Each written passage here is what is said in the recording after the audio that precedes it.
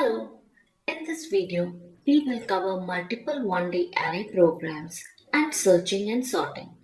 This is part 2 of our 1D array programs, and I'm assuming you have already gone through part 1 as our basics remain the same.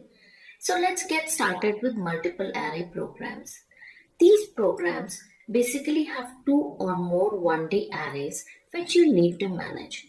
There are 2 types of multi-array programs. One is where all arrays are of same size and the second one has arrays of different size. When arrays are of same size, you can use one index I to work on all rows across the arrays. When arrays are differently sized, in that case, you might need to declare more than one index and you also have to take care to increment it too. So let's start with the first category where multiple arrays are of the same size. The first program is to take an array of numbers and to store the square root and cube root of those numbers into other arrays. Considering array ARR as our input array, we need to declare 2 other arrays of type double as our output will be with decimal values. Now we take our traversal loop. Inside the loop, we just use math.sqrt function to find the square root and math.cbrt to find the cube root and store it in the new arrays. Note we are able to use the same index for these 2 arrays. Once calculation is done, we print the answer. Now it's not one answer, we have a complete array to print. So you can either print the answers in this loop itself or you can keep this loop separate for logic and write another traversal loop for printing the answers. I have used square root and cube root as an example, but you can get any calculation like multiply each number by 10 or find square or cube of each number. You need to then just change the logic part as per the question and solve accordingly. This completes this program. Next program is to take an array of double values and split and store the whole number in one array and fractional part in another array. So here our array ARR has double values. We will declare 2 arrays, one long and one double to store the whole and fractional part. Now we take our traversal loop. Inside the loop, we just typecast our number to long to get the whole value and then subtract this whole number from our number to get the fractional part. Since here too we have an array of values to print, we place our print statement inside the traversal loop. This completes this program. Next program is where we have names and marks in 3 subjects for 5 students. We have to find average mark of each student and class average. Now here we first take 4 arrays as input. We need to find the average of each student, so we need another array to hold their averages, and then we need to find the sum of all these averages and find the class average from there. So we will declare 2 double variables for sum and class average. Now we will take our standard traversal loop. Inside it, we will add the 3 marks and divide by 3 to get the average of each student. We also need to find the sum of these averages, so we add a line for sum plus is equal to average. We can print each student average here only, and once we are out of loop, we can calculate the class average by dividing the sum with the number of students and we print it. This completes this program. Now we will do some programs where we have to do searching and sorting.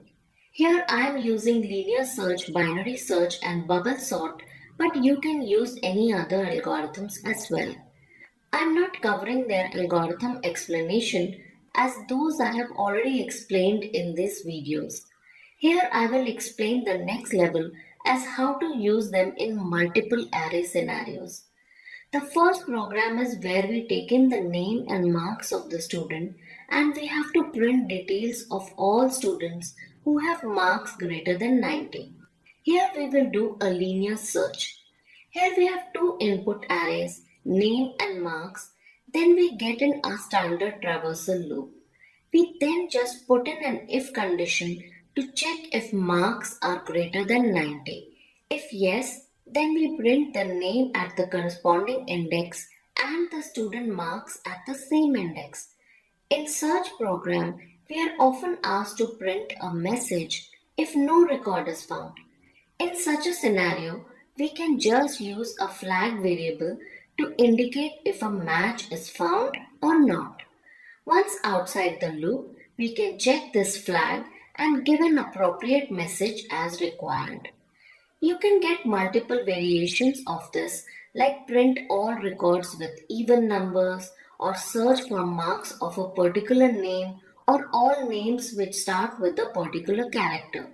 You just need to change the if condition to get the desired program. Next, we will do binary search, where we have sorted array of name and marks, and using binary search, we find marks of a given student name. Here again we have two arrays for name and marks. We declare a variable to store the index where we will find the name. We initialize it to -1, not 0, as in arrays our index starts from 0. Then we take in the name from the user which we want to search.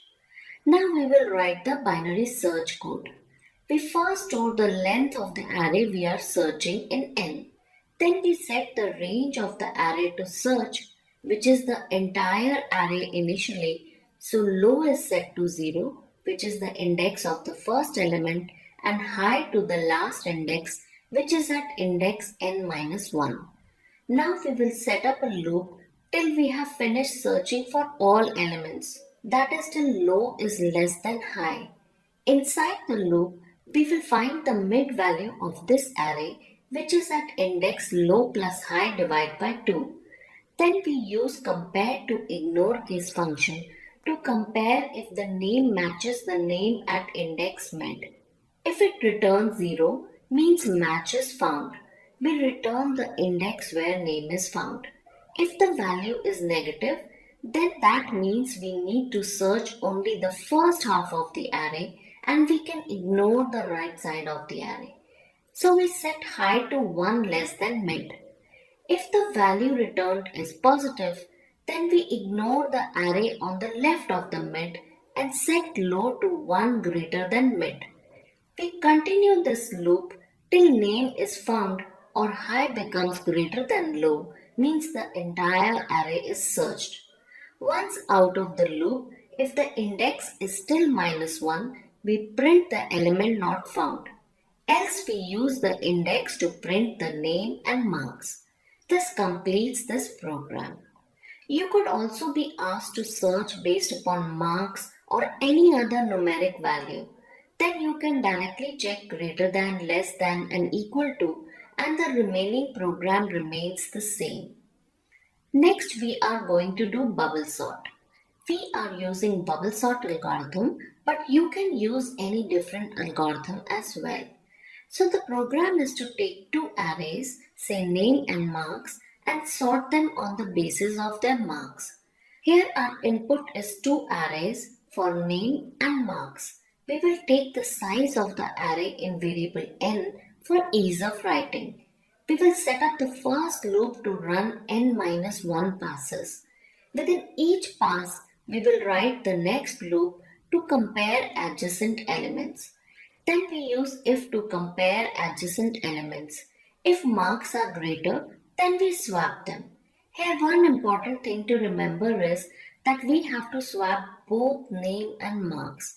If we swap only one array, then name and marks will no longer be in sync. Once we are done with swapping, we can write a separate traversal loop to print the arrays. Here, if we need to change the sorting order from ascending to descending, the only change you need to do is to change greater than sign to less than. This will give you an array sorted in descending order. Another variation is that you could be asked to sort based upon name. If it is a string, we need to use compare to ignore case function in the comparison and check if it is greater than 0. Other than this, the whole code remains the same. Now we will do the next category where we have multiple arrays of different sizes. The first program is to merge two arrays of equal size into another array such that it contains alternate elements from each array. Here we first take two arrays, let's say of size 3. Then we declare another array to hold the merged values which has double the size. Now the merged arrays will have index values beyond the size of first two arrays, so we use a separate variable to hold its index. Now we have to copy from both arrays to another, so we use our standard traversal loop. Within the loop, we copy the first array element to the merged array and simultaneously we increment the index. Next, we copy the element from the second array and increment the index. This will ensure we copy one element from each, giving us alternate elements. Once we are outside the loop, we can print the merged array. Next program is where we have to merge two arrays of different sizes into one array, one after the other. We first take two arrays as our input. The sizes can be as per the question. Then we declare another array to hold the merged values. Here the merged array has size which is the sum of the two input array sizes. Now the merged array will have index value beyond the first two arrays, so we use a separate variable to hold its index. We use our standard traversal loop to copy the first array into the new array. We do ensure that we increment the index k. Then we write another traversal loop for the second array. Here too we ensure while copying, we increment the index. Once we are out of the loop, we can write the third traversal loop to print the merged array. This is our program to merge two arrays of different sizes. Next program is to split an array into two arrays, one containing even numbers and other containing odd numbers. Here we have taken an array of 6 numbers, but it can be any size. Now we do not know how many even or odd numbers are there, so we declare two variables which will store the count of each of them. We then do a traversal of the array and first check how many even or odd numbers are there. Once we have the count, we declare two new arrays to store the even and odd numbers as per the count. We need now two new indexes for these arrays and we declare them too. Now we will write another traversal loop where we will do actually copying of even and odd numbers. We put the if condition to check for even, and during copying we have to make sure that their indexes are incremented every time. Once we are done, we print both the arrays. Now you can get variations of this program like split positive and negative numbers, split 2-digit and 3-digit numbers. Only change you need to do is to change the if condition and the new code is ready. You can be asked to split into 3 arrays too, and you can do that by just adding one more if condition. With this we come to the end of the video. If you have any questions, you can reach out to us. Thank you and all the best.